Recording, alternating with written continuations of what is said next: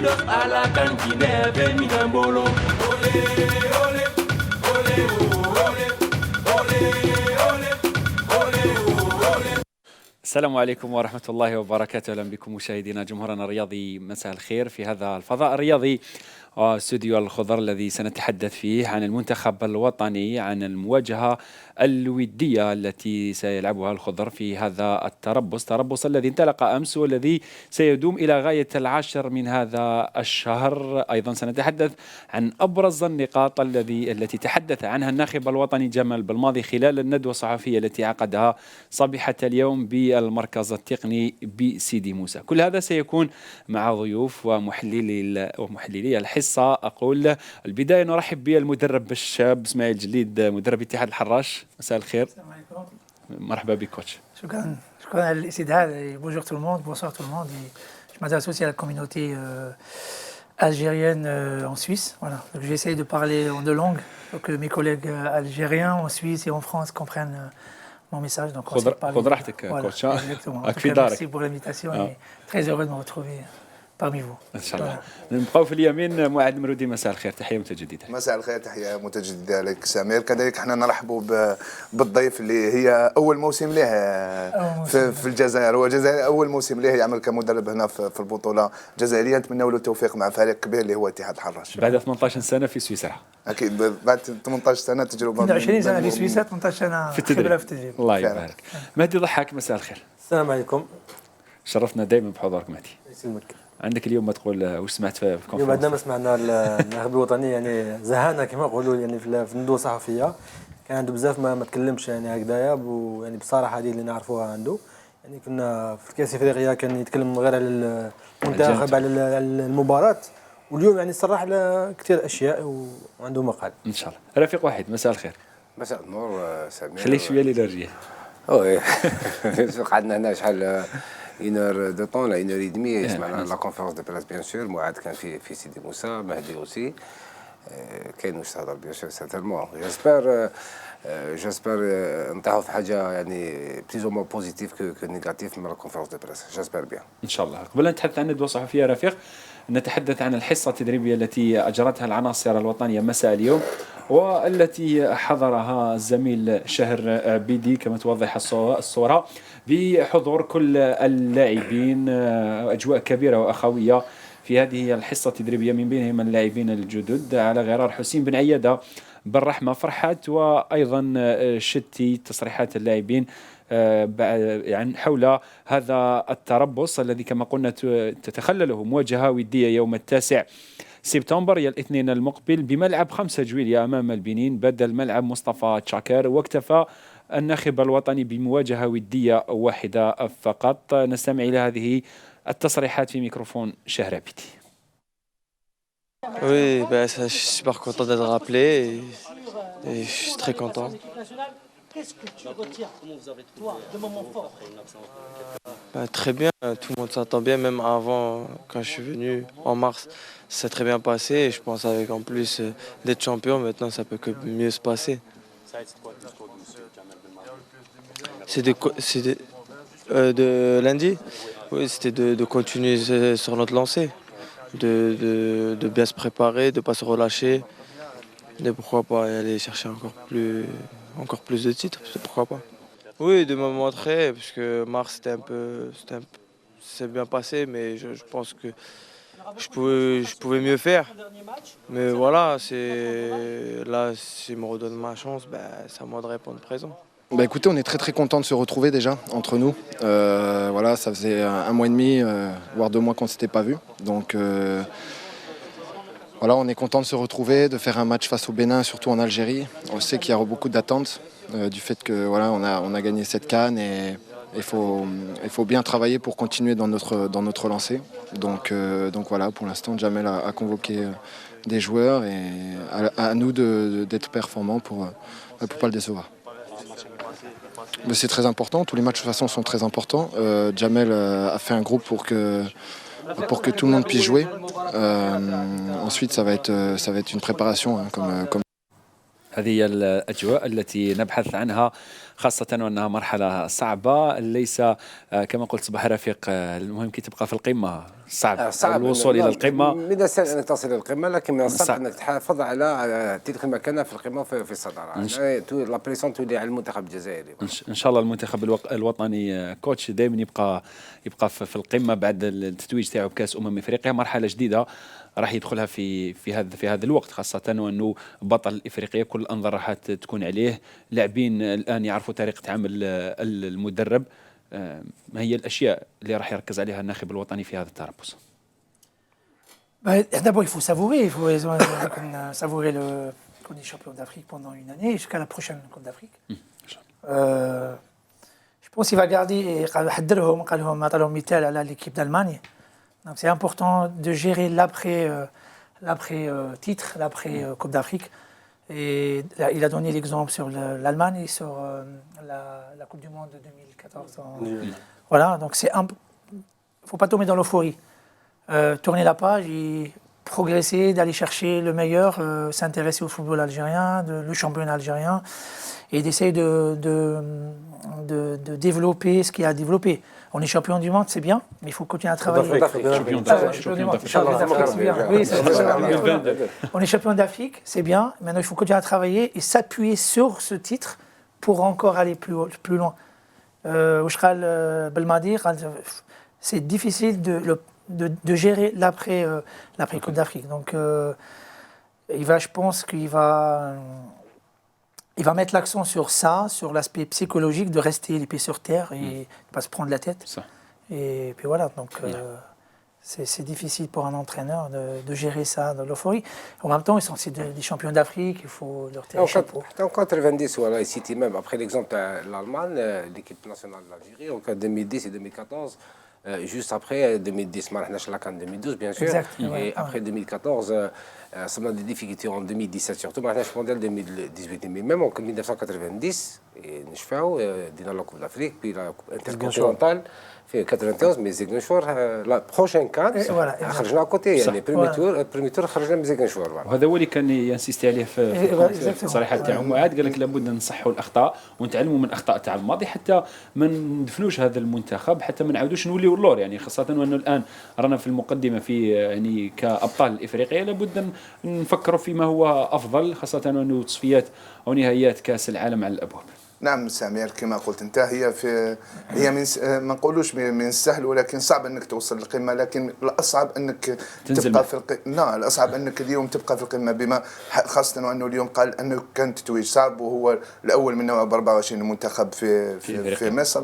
اليوم المنتخب الوطني هو بطل افريقيا، مطالب انه يدافع على هذا التاج ديالو في النسخه المقبله. هو خذا المثال كما قلت انت بمنتخب المانيا، خذا المثال المنتخب الوطني الجزائري بعد سنه 2010 2014 تعلمنا في التجارب. لكن ربما لو كان يكون التحضير البسيكولوجي هو اكد حتى انه تكلم مع اللاعبين، بداو يعملوا على هذا الشيء مع الاتحاديه، تكلم مع الاتحاديه بما انه الاتحاديه طرف مهم في وضع خارطه الطريق لما بعد التتويج. نشوفوا ناخذوا كذلك مثال من الامثله الناجحه، نشوفوا المنتخب الفرنسي سنه 98 توج بكاس العالم، سنه 2000 توج بالاورو.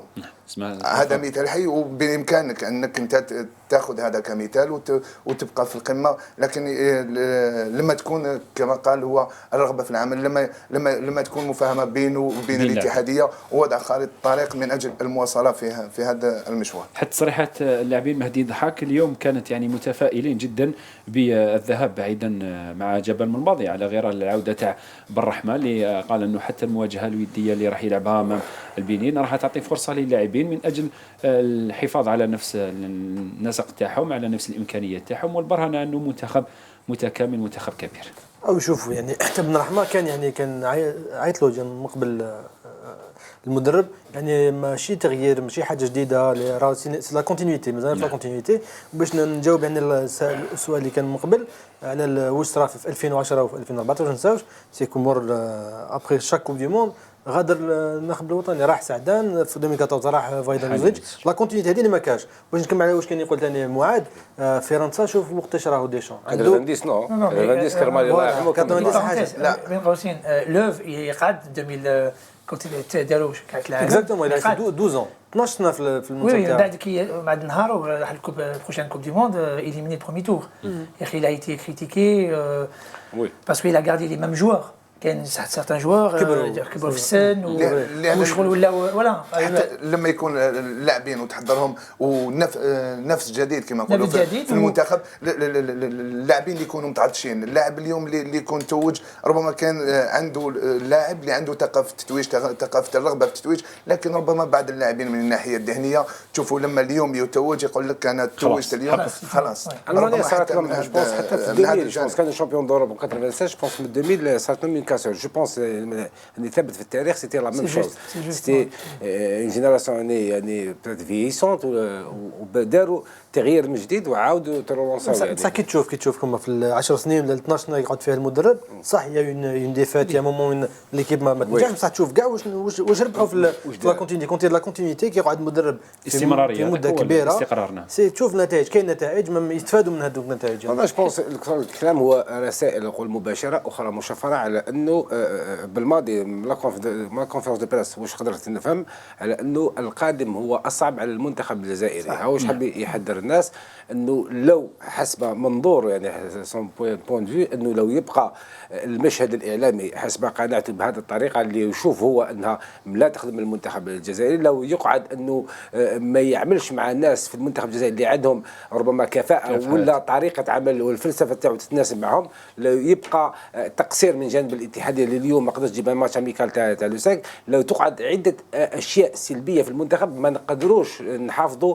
على القمه في المنتخب. هذا هو التحذير تاعو يعني من جانب يعني je pense c'est le nationaliste qui parle c'est pas l'entraîneur. هذا هو الميساج اللي حاب يوصل على اساس الحقنا للقمه، لكن ليس هذا لا يعني اننا اصبحنا اسياد افريقيا من 10 سنوات. هو في ذهنه يسي كو يعني لو شومان يعني واش جاي في المستقبل راح يكون بلو ديفيسيل على ليكيب ناسيونال. حتى هو قال لك انه المرحله هذه الجايه لو كان ما نقدر نشوف روحي ما نقدرش نروح رفيق واحد. لا حدو اكيد يروح هنا كي راح لي ديتاي راح الجزئيات في علاقته مع الاتحاديه. قال يعني تحصيل حاصل لو كان ما نفهمش مع لونترينور نروح سيتي كيسيون دو مع رئيس الاتحاديه جو بار سيتي كيسيون دو برانسيب، ولكن هذا سي دي ديتاي سي دي ميكرو في الكلام تاعو. لكن تكلم على باش نجاوبك تكلم على لا فاصون دو فوا لي شوز. هو قال لك انا جيت باش نحسن سي كالكان دو ميتيكولو راه كل يوم يخمم على الفريق تاعو. شفناه هنا يخمم فوتبول اش 24 هو يشوف يعني الفريق تاعو واش دار بها واش وصل بها. قال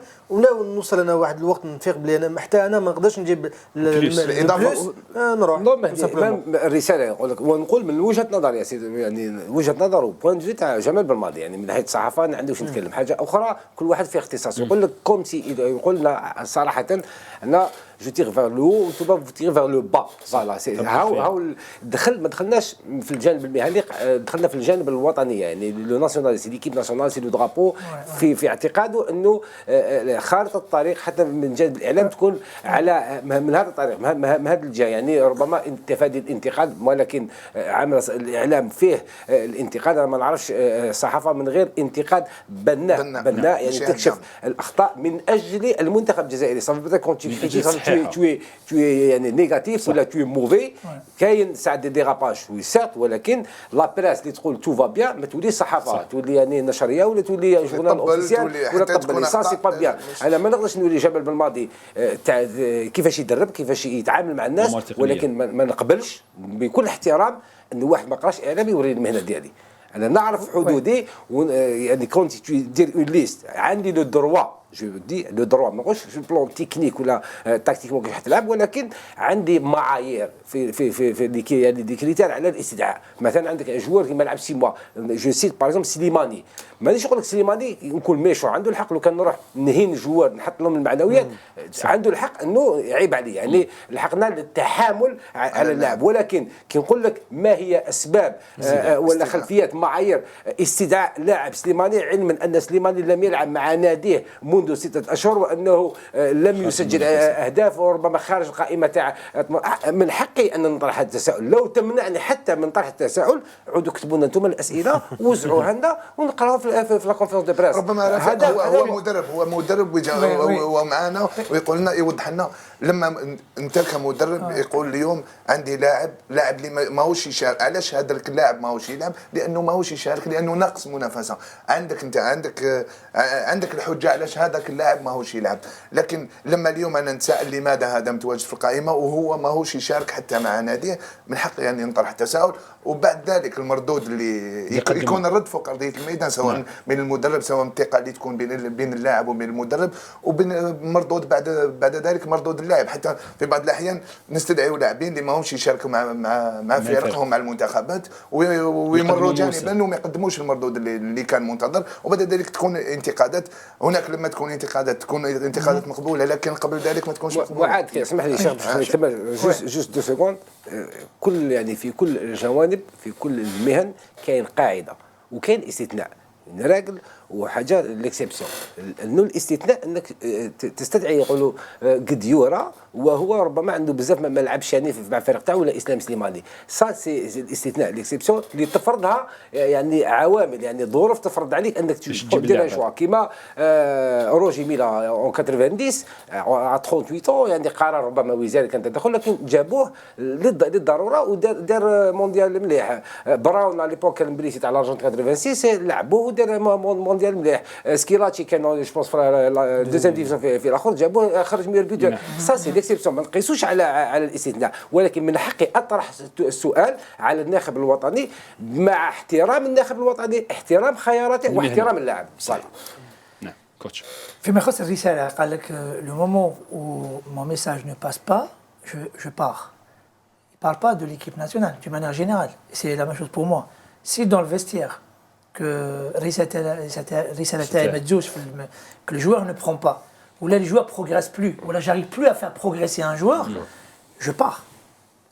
J'ai aucun rôle. Parce que le rôle de l'entraîneur, je parle de manière générale, hein, il faut, هو ما قالش نكلم قال صحافه كتبوا له كان الكلام تاعي ما يكونش مسموع نروح. انا ما خديتهاش هكذا. قال دو مومون كو جاري بلو افير بروغريسي لي جوار كو لي جوار فوالا ولا الرساله ما تجوز. Mon rôle c'est quoi? C'est de faire passer un message et de faire progresser les joueurs. Si je fais ni l'un ni l'autre, c'est quoi mon rôle? Je dois partir. Ouais, c'est ça, il veut dire ça. Il veut dire ce côté-là. C'est le rôle de l'entraîneur, c'est de faire progresser et le joueur et le groupe. Il a évoqué même sa relation avec le président de la fédération. Même quand on fait après, oui, mais c'est moi par rapport. Je prends un exemple. C'est moi. Maintenant, je suis entraîneur d'El Haraj. Je viens d'un autre monde et j'entraîne dans un autre monde. Si الكلمة تاعي مش مسموعة في الإدارة وما يسمعونيش الكلام تاعي, qu'est-ce que je fais alors? Non, il voulait dire les deux côtés, c'est-à-dire si les joueurs ما يسمعونيش و les joueurs ils progressent pas وكلمتي الإدارة ما يسمعونيش, qu'est-ce que je fais? Ça va de soi. واش حاب يقول؟ D'accord. Oui, il parle de ça. Ce que j'ai compris. Non, il parlait de ça, mais le contexte, il est important de نهضر على le contexte. اسمح لي مهدي باسكو هو هضر على الاشياء ما وصفه. قال هناك شائعات, سي دي رومور. هضرت كان دي رومور. انا بور موا سيتي دي سبيكولاسيون اكثر منهم دي رومور.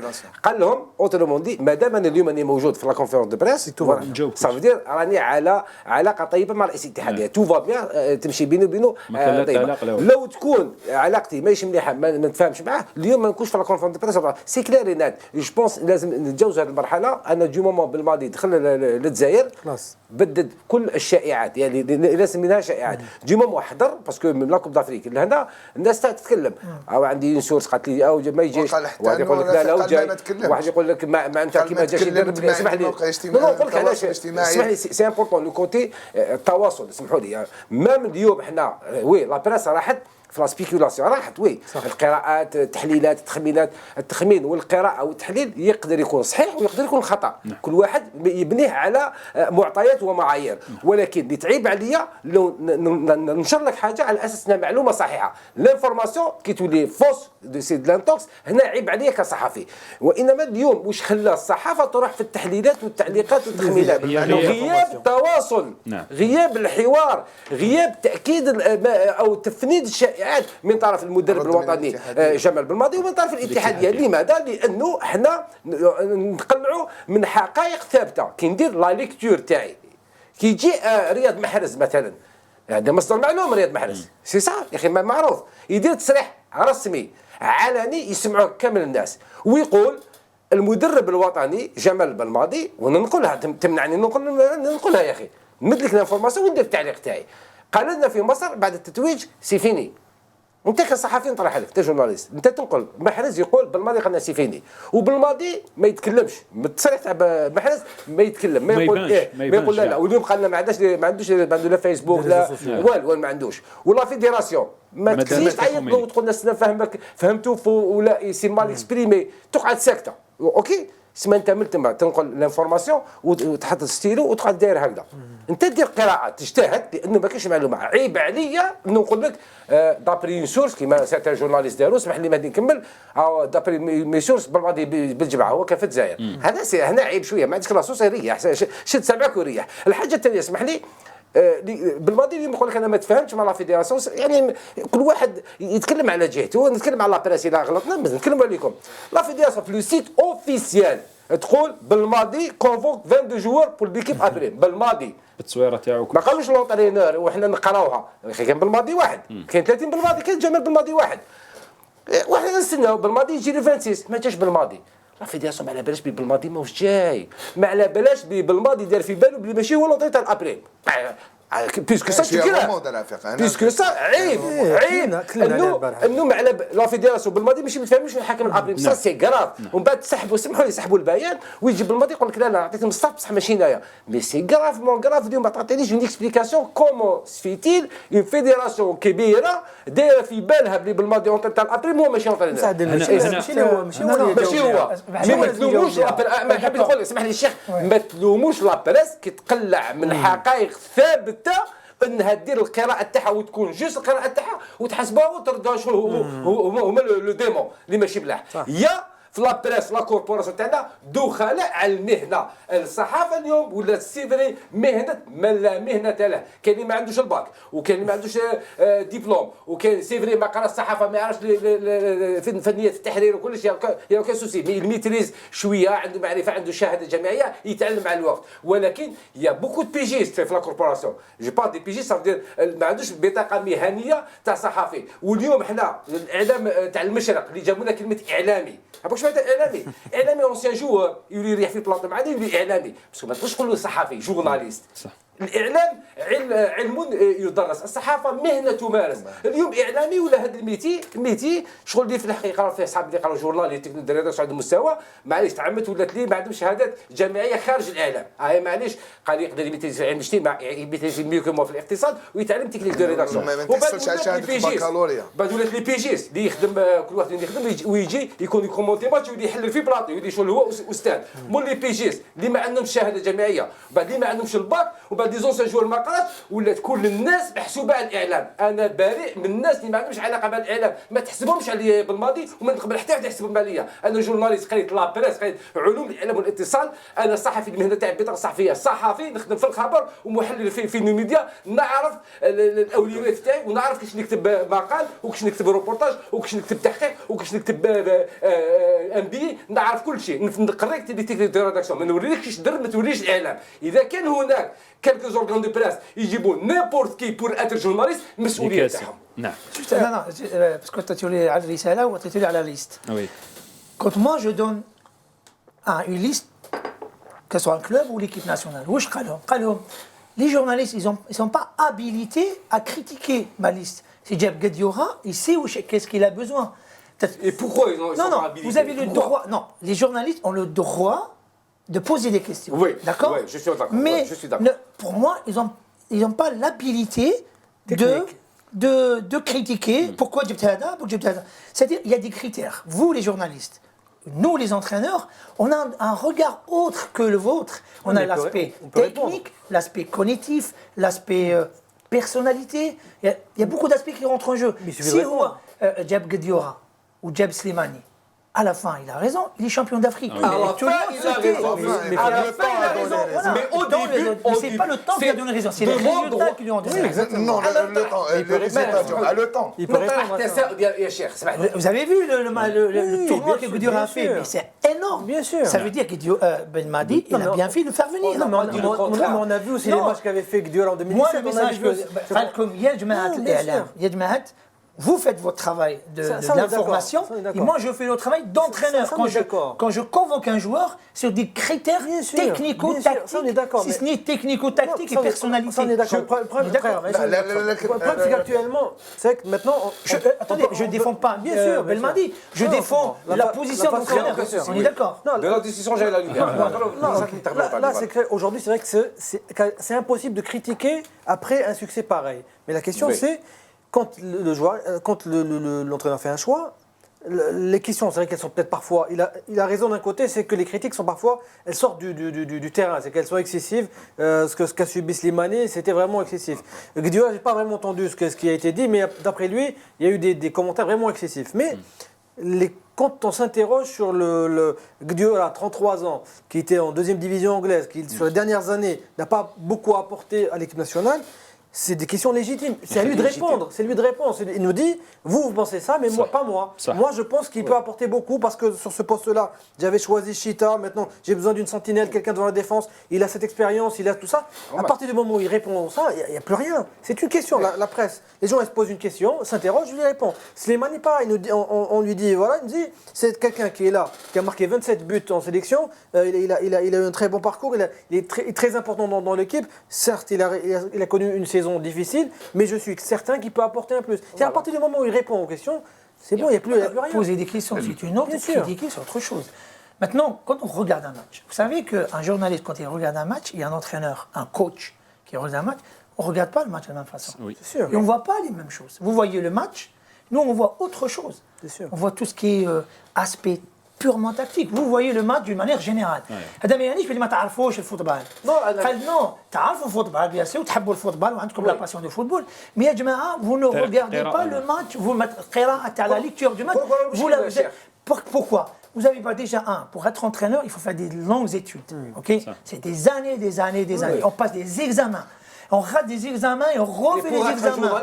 Et c'est la même chose pour les journalistes. لا كوبوراسيون اللي فيها الناس انترو يعني دخل على المهنه انه الناس تجي ما تعرفش تسمح لي تشرحوا فصل إشاري. نعم في كونفيرنس دو بريس عندك سؤال يجي في اداه استفهام علامه استفهام كيف ماذا هل هذا وتحبس تجاوبش تروح للسؤال شغل لو طالع سوسن الناس يغدي يوقف اكو كاميرا كاع بروش يسمعوا لي كاع يبدا يحكي حكايته مقدمه وروح من بعد يفتح ينبراش وتتبيع كامل وما تفهمش لا كيستيون الناس هاو المشكل هنايا والناس يقولوا صح بارك الله فيك وسلام عليك وسلم على والديك مي سي با نورمال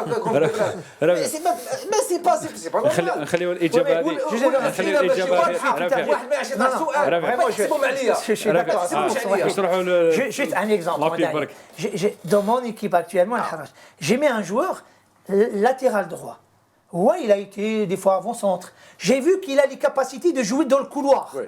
Bricoler. Ben Sebien, Ben Sebaini, il est dans l'axe, mais il est mis à gauche, je peux le mettre à gauche. Il y a certains journalistes كيفاش تمد هذا ديالو انت يا شكون باش تقول لي دير هذا بس انا شو بور المادي j'ai pris parce que moi je commence à m'énerver parce que j'ai entendu des choses sur moi je me mets à la place de Belmadi c'est la même chose قلتها اشاك في البلاطو كان دي جورناليست ضربوا معايا انا صحفي نحترم نفسي ما نعرفش تاكتيك ما نتكلمش تاكتيك ما تبوزيش كيسيون تاكتيك وما تكتبش نتايا تاكتيكمون كانوا خير قلت لك فايدا لوزيتش كان في لا تيليفزيون على ليبوك فيصل الحفاف بورتون فيصل الحفاف سيتي ان كرون جورناليست يهضروا على تاكتيك قالوا جو بوز اون كيسيون كان لا ديفيرونس اونتر شيما تاكتيك اي سيستيم دو جو ما قدرش يريبوندي ما تهضروش تاكتيك كل واحد يحترم نفسه نحترم نفسي ما نهضرش معاك تاكتيك ما نقولكش الدرع تجيب هاد الجوار ولكن ما تحسبش عليا لي زانترو انا ما توليش الصحافه مع احتراماتي ليه اوروزمون بالماضي يميتريز يكوريجي في لا كونفيرنس دو بريس وقال حاشا لي ما يسهلهاش انا جو مي سون با كونسيرني من لي كريتيك تاعو خلاص حاشا لي ما يسهلهاش رفيق وحيد سنعود بعد هذا الفاصل الاشاري Bienvenidos a la cantina de Minambolo. Ole, ole, ole, ole, ole.